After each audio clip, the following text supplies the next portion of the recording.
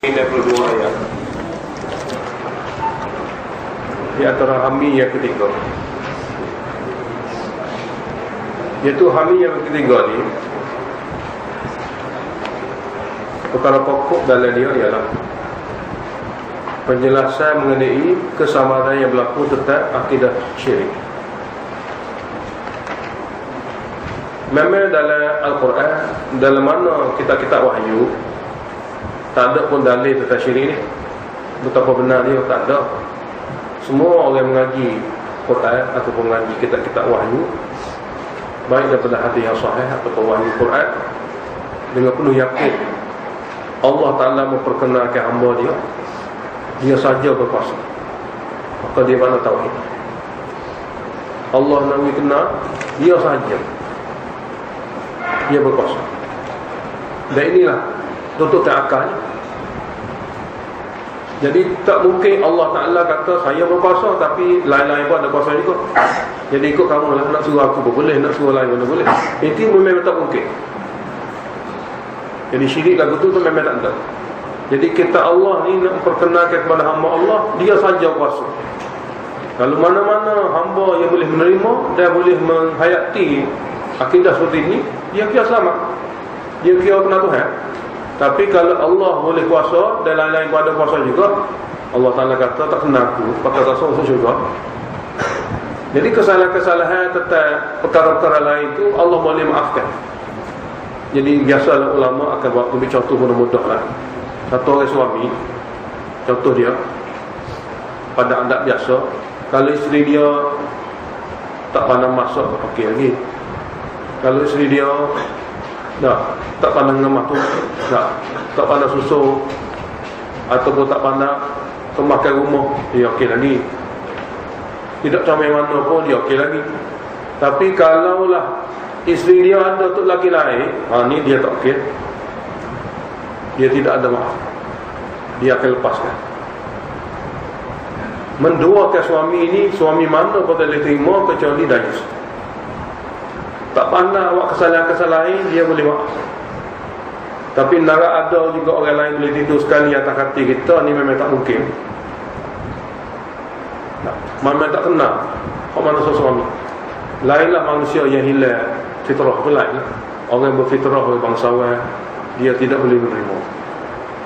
Ini biasa lah. Mana logik akal. Allah Ta'ala lebih-lebih lagi. Kalau manusia tak reti nak semayang contohlah, dia tak apa lagi, seolah begitu. Bunuh orang, tak apa lagi. Tapi manusia tak kenal dia, memang dia tak maaf. Dalam hati hamba tak kenal Allah saja perlu diseru. Allah saja berkuasa. Dalam perkara-perkara luar lingkungan sebab ni tak boleh selain pada Allah. Kalau hati pun tak kenal, memang kekal dengan aku. Sebab tak kenal Allah Ta'ala. Dan ini kesalahan iblis. Ini kesalahan iblis, tak kenal Allah Ta'ala. Allah Ta'ala kata sujud wahai iblis. Dia guna akal dia lagi. Nak sujud mana? Kita jenis orang naik ke atas ni. Sedangkan perintah Allah, dia tak kenal perintah Allah ni begitu sekali hebat. Dia bakal otak dia lagi, maka jadi iblis. Tidak serupa Nabi Adam. Nabi Adam kata jangan mendekati pokok, jangan mendekati pokok. Nak makan semua benda boleh. Nabi Adam pergi makan, contohnya pergi dekati juga. Tapi bukan ki Tuhan, ki terlupa. Bukan ki dia nak dengar ke Tuhan, ki dia terlupa. Dia tak faham apa Tuhan, dia mengaku tu dengan dia terlupa. Jadi kesalahan ni Allah maaf. Tapi kesalahan beliau tidak ada kemaafan sebab tak kenal Allah Ta'ala, tak kenal arah Allah Ta'ala. Jadi dua bentuk kesalahan kalau kira dalam Quran. Maknanya kesalahan Nabi Adam ni terlupa. Terlupa bukan kesalahan sebenarnya. Terlupa sebenarnya bukan kesalahan. Mana-mana mahkamah pun jenis terlupa ni, dia undang-undang dia diturun dah, tukar fashion.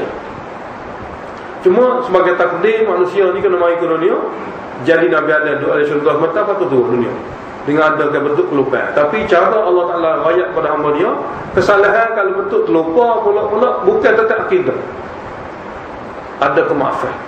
Tapi kesalahan kalau sengaja lawan dan berbentuk akidah seperti mana iblis, tidak ada kemaafan. Itu saja cara-cara Allah Ta'ala nak kita ni faham. Dan kita baca pada permulaan Al-Baqarah. Jadi oleh kerana maklumat kata Allah Ta'ala ni, kalau daripada kita Allah memang jelas pun. Masalah timbulnya dalam Quran, kalau kita ngaji awal dengan akhir, alhamdulillah lah 100% tu jelas tauhid ni, tak boleh pun syirik.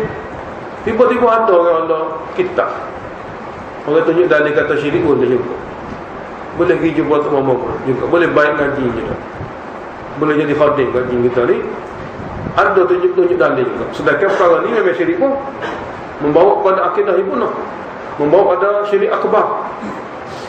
Nah, ni warna pula. Jadi jawab.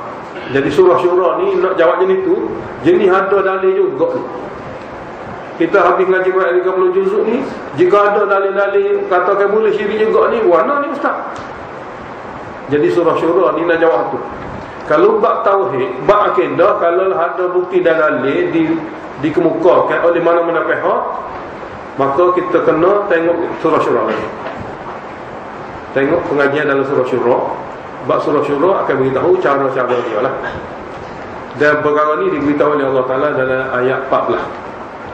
Dalam ayat 14 surah ni, iaitu huraya tadi. Kalau ikut lafaz Quran ni memang tak pernah jelas, tapi bila huraya daripada hadis, huraya daripada ulama tafsir tentang ayat ni memang jelas.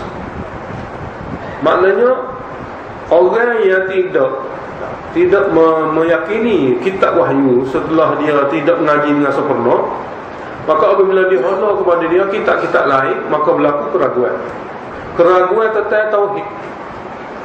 Keraguan tentang tauhid. Apabila ada hadis juga, bila ada hadis juga, ada bukti juga, ni macam mana? Jadi keraguan tentang kebenaran tauhid. Jadi jawabnya palsu. Rekaan manusia, bisikan-bisikan yang telah dijadikan tulisan daripada bisikan syaitan untuk membawa seseorang yang jahil dan yang tidak mengaji dengan sempurna keraguan tentang akidah tauhid. Maknanya riwayat itu palsu. Dalam pengajian ilmu hadis ni, alhamdulillah, hingga ke hari ini, mana-mana PhD lah yang ditulis atas dasar bentuk akidah, hadis-hadis yang didapati bertentangan dengan akidah, semua hadis itu semua palsu lah, tak ada sahih sahih. Hingga hari ini tidak ada pun dapat keluar natijah hadis-hadis yang ada bertentangan dari segi akidah dengan tauhid, maka didapati hadis ini memang palsu pun, bukan pada hadis Nabi, rekaan-rekaan manusia yang tidak bertanggungjawab. Alhamdulillah perkara ini memang jelas. Dan kita pun kalau boleh ngaji 10 tahun tu, dan pengajian ilmu hadis pun, sebenarnya salah satu tujuan mengaji ilmu hadis ni, itu nak tahu kaedah-kaedah supaya menyelamatkan agama kita daripada dinodai, disemari oleh dalil-dalil palsu yang direka oleh manusia ataupun ditulis orang yang dapat bisikan daripada syaitan dan bertemu dengan wahyu yang semalam. Ini salah satu pengajian hadis, tujuan kita mengaji. Jadi tujuan surah ini pun atas dasar maksud tersebut. Kita tengok ayat 14 ni. Kita baca dulu. Wa ma tafarraqu illa min ba'di ma ja'ahumul ilm. Ayat-ayat seperti ini acap kali kita akan jumpa, tapi oleh kerana kita ngaji Hamidun dulu, jumpa dia dulu. Dan tidaklah golongan ahli kitab dahulu tafarraqu, berbeza pendapat, setengah beriman dalam tauhid, setengah syirik. Jalalain kata wahada ba'dun wa kafara ba'dun. Jalalain ni keistimewaan dia.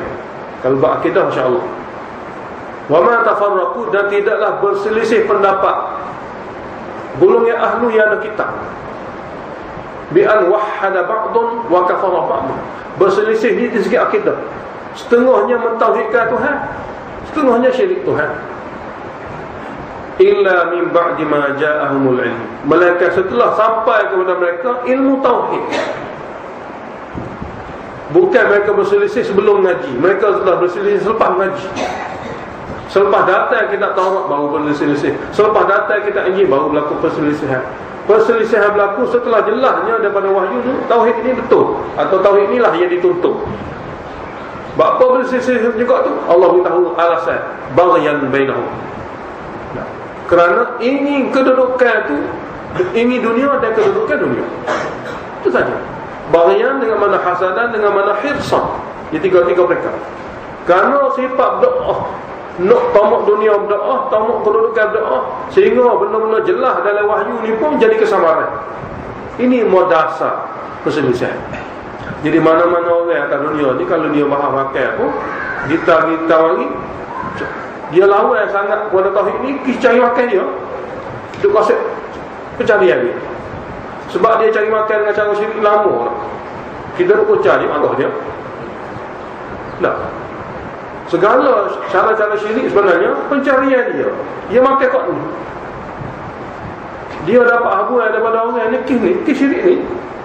Lepas tu kalau kita kata salah tak, dia marah. Bahaya dia panggil. Kerana tamak kepada dunia dan kerana ingin jaga kedudukan. Sehingga orang mari dalil yang jelas kata tak boleh pun dia lawan. Sebab bahawa yang berdoa dalam hati dia tu cinta dunia dan juga ingin kedudukan ini. Hasadan wa hirsan liriyasah.